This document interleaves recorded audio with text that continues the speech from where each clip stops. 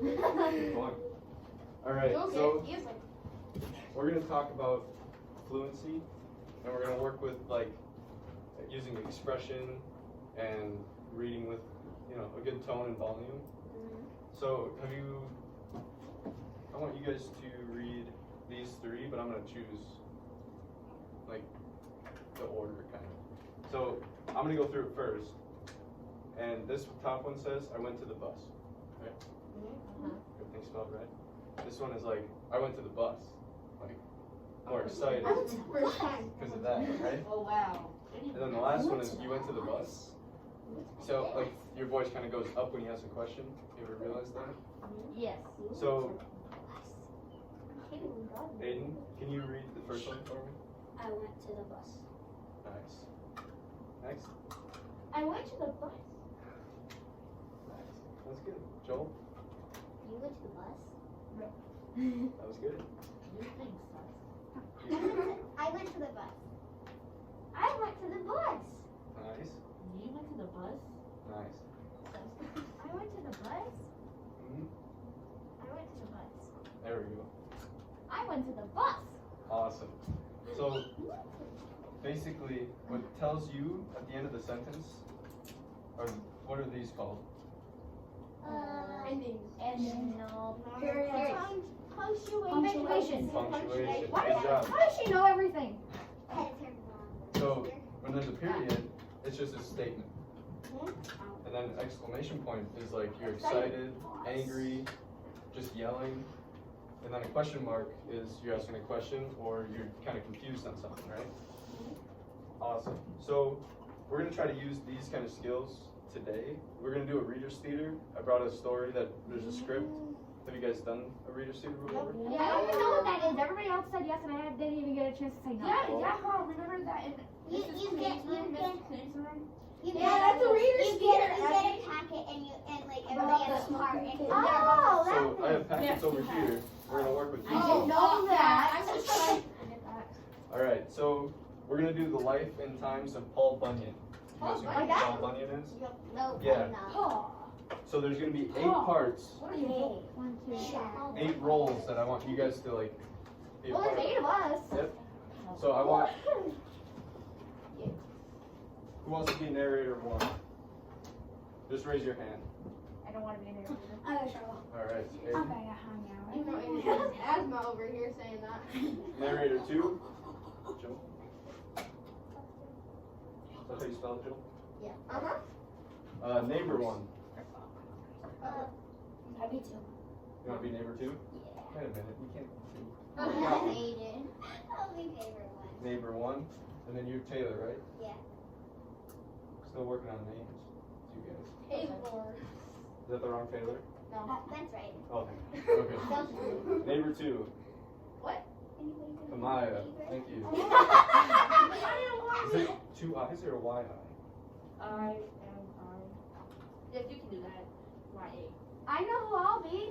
So do I. Yeah. I'll be the last person. Who wants to be No, Paul? I want it to be me. Tate. No, I want to be Paul. I'll be shot. I'll be shot. No, I want to be shot. No, I'm shot. Rock, paper, scissors. Paul. Okay, fine.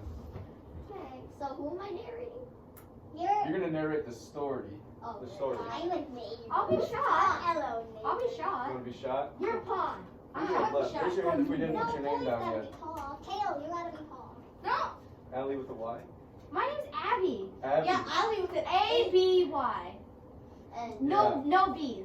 No B's. 2 B's. Everybody spells it wrong. Oh A-B-Y. no, I got it. First shot. G-A-I-L. First shot. Abby. Abby. Abby. All right, so we got Babe and Pa.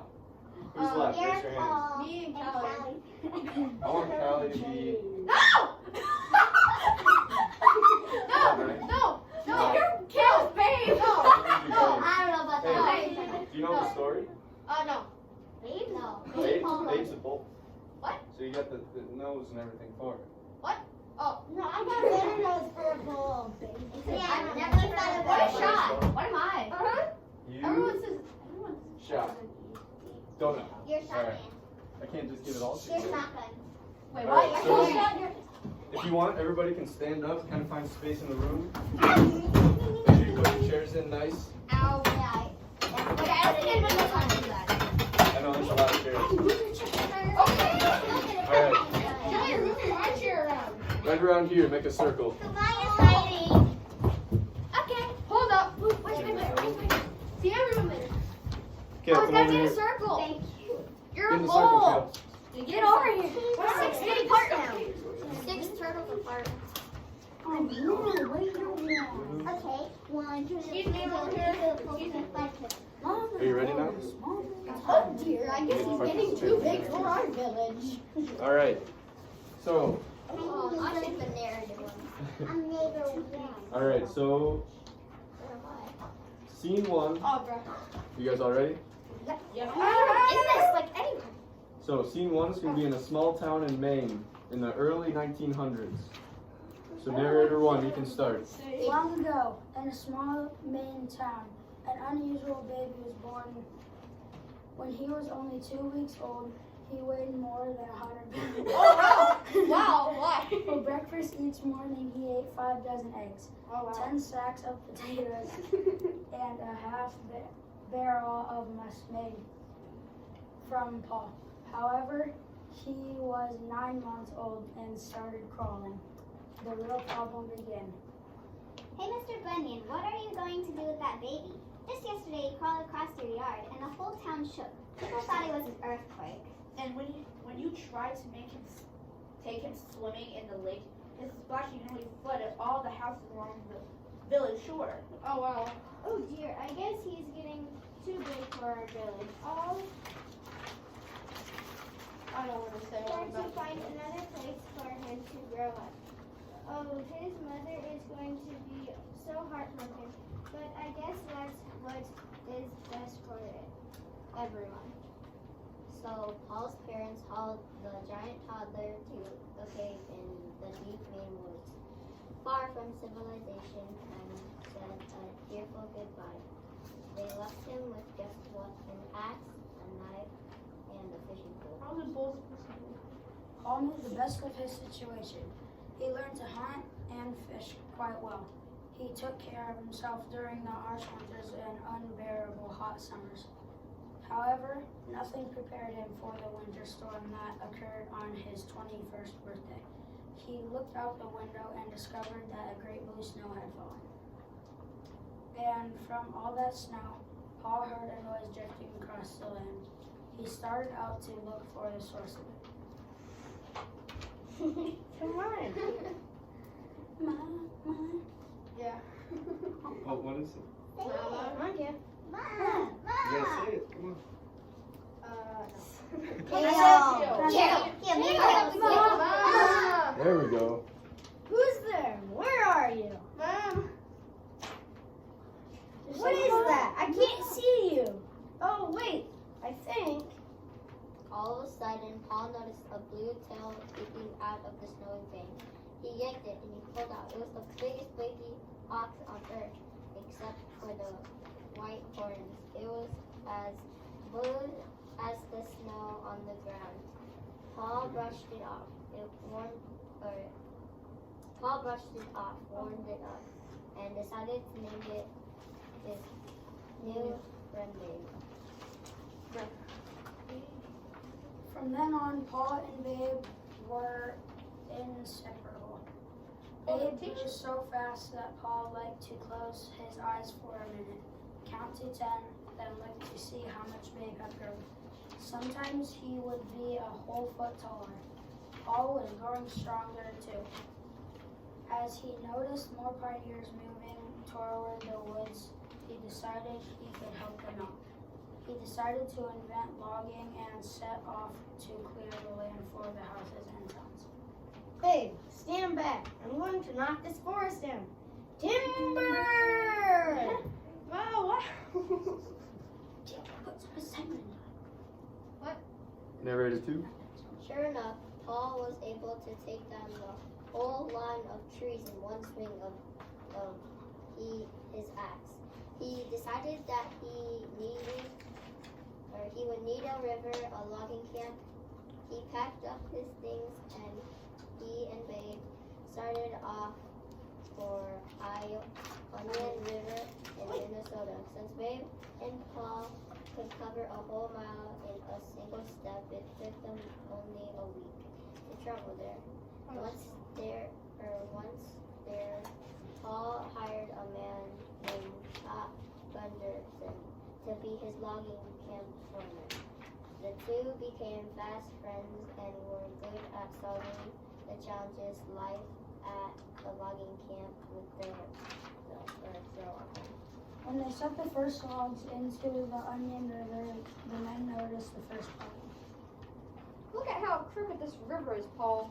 If we send these logs down there, they are going to get stuck. I've got an idea. Babe, come here for a minute. Paul took a rope and tied one end around Babe and the other around the other end of the river. He gave Babe a slap on the rump and he managed to pull out all the kinks of the river until it was straight as a gun barrel. They were able to send so many logs down the river that they grew to the biggest logging camp in the world. Paul hired over 1,000 lumberjacks that were over 10 feet tall. He could pop at least 6 buttons off his shirt. This created the next challenge for Paul. Hey, Paul, my cook isn't able to keep up with feeding all of these men. They are getting grumpy because they are so hungry. Any suggestions? I'm going to build you a new grill the size of an ice skating rink. We'll start a forest fire underneath it, and we'll have the cook strap blocks of butter to their feet and grease the thing. Perfect. Good thinking. Things continued to run smoothly at the camp until the year of the hard winter came. Shot came to Paul with a new problem. Boss, we got trouble again. The weather's so cold that the woodsmen can't hear my orders. They just freeze right there in the air and hang their different icicles. Good job. Are we on scene 3? Let's get Babe to haul your frozen words away and store them until spring. Oh, sure enough, when spring came, the shots order started thawing, and all throughout the woods, people could hear his orders. It began a little confusing at times, telling the difference between the old and new orders, but they survived and the camp continued to flourish. Well, there's stories and stories to tell about Paul, Babe, and the Big Onion Lumber Company. For many years, old lumberjacks would sit around warm fires and tell about the good times with Paul. The old loggers are all gone now, but many of their stories still hang frozen in the cold forest air of the Northwoods, just waiting to be told. Come spring, when they start to thaw, some of them might just start telling themselves it's been known to happen. And anything I talked to changes Blake you. in that. Babe, because look at his mask. Right there. That's close.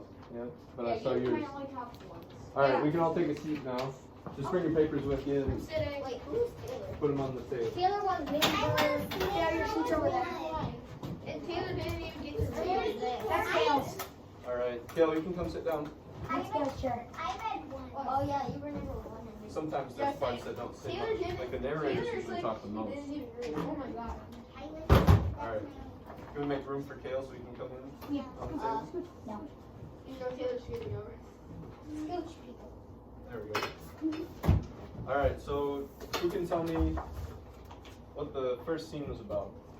Like, how did the story start off? Me Getting bored. Him growing up in The big dude and pushed him to whatever. No, Maya's answering. What? that's all. So Paul, growing in how he was eating and growing and like growing through just So he- and getting too big for the village. he was born at 2 weeks old. He weighed over 100 pounds. Oh wow. He ate 2 dozen of eggs for breakfast. Yeah. And then he started to crawl at 9 months old, and then he started disturbing all the neighbors. Yeah. So then they had to move him out into a cave with just an axe, a fishing pole, a knife. And a So knife. And an axe. And he found bait. how did he find bait? He I was was saying, it was a 21 winter. and it was a cold It was a- winter and there was blue snow. He saw a tail sticking out through the snow and he pulled on it and bait came out. Nice. Oh wow. It's like I bet that would have been a good part for you, Tate. Look. Look at his knife. Yeah, they both kind of have. Well, this is more of a pig. That's more of a cow. But Sure. yeah. All right.